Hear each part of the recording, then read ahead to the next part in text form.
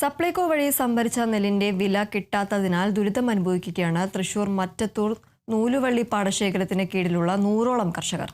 100 ടണ്ണിലധികം നെല്ലിന്റെ വിലയാണ് ഇവിടത്തെ കർഷകർക്ക് കിട്ടാനുള്ളത്.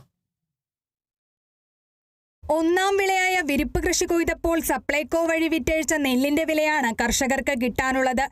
നെല്ല് സംഭരിച്ച് 3 മാസത്തോളമായിട്ടും അതിന്റെ വില നൽകാതെ അധികൃതർ കർഷകരെ വട്ടം കറക്കുകയാണെന്ന് നൂലുവള്ളി പാടശേഖര സമിതി സെക്രട്ടറി രാജു കദളിക്കാടൻ പറഞ്ഞു.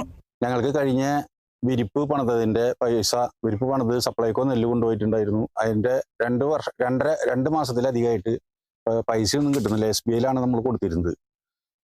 എന്നാൽ കാനറ ബാങ്കിലുള്ള ആൾക്കാർക്ക് പൈസ കൊടുക്കുന്നുണ്ട്.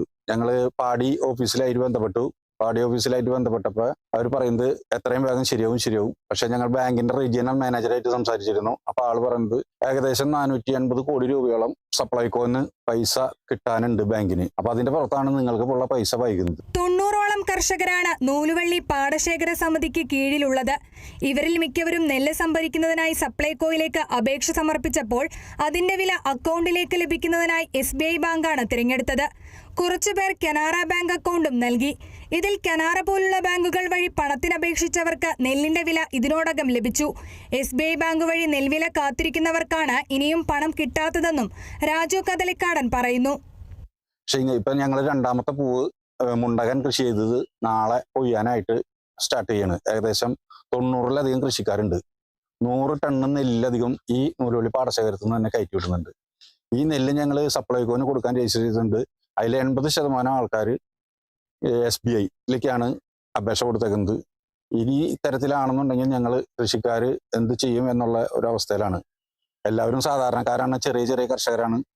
നമുക്ക് പൈസ കിട്ടാത്തതിൽ വളരെയധികം ബുദ്ധിമുട്ടുണ്ട്. അതിന് കിട്ടുന്നതിന് വേണ്ട ഒരു സമീപനം ഉണ്ടാവണം എന്ന് അഭ്യർത്ഥിക്കുന്നു. പാടി ഓഫീസുമായി പലതവണ ബന്ധപ്പെട്ടെങ്കിലും ഉടനെ ശരിയാകുമെന്ന് മാത്രമാണ് കർഷകർക്ക് മറുപടി കിട്ടുന്നത്. SBI ബാങ്കിന്റെ ഉന്നത ഉദ്യോഗസ്ഥരോട് പരാതിപ്പെട്ടപ്പോൾ സപ്ലൈകോയിൽ നിന്ന് 450 കോടിയോളം രൂപ നെൽവില ഇനത്തിൽ ബാങ്കിന് കിട്ടാനുണ്ടെന്നും ഇത് കിട്ടിയാലല്ലാതെ കർഷകർക്ക് നെല്ലിന്റെ പണം വിതരണം ചെയ്യാനാകില്ലെന്നുമാണ് മറുപടി കിട്ടിയതെന്ന് പാടശേഖര സമിതി ഭാരവാഹികൾ പറഞ്ഞു. മിക്കവരും ചെറുകിട നെൽകർഷകരായതിനാൽ നെല്ലിന്റെ വില സമയത്തിന് ലഭിക്കാതെ മുന്നോട്ടു പോകാൻ കഴിയുന്നില്ലെന്ന് കർഷകർ സങ്കടപ്പെടുന്നു.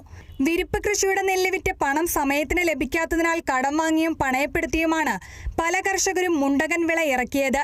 നൂലുവള്ളി പാടശേഖരത്തിൽ മുണ്ടകൻ കൊയ്ത്തു തുടങ്ങാനിരിക്കെ കൊയ്ത്തുയന്ത്രത്തിന് വാടക കൊടുക്കാൻ പോലും വിഷമിക്കുകയാണ് കർഷകർ. Kerala vision news, Thrissur.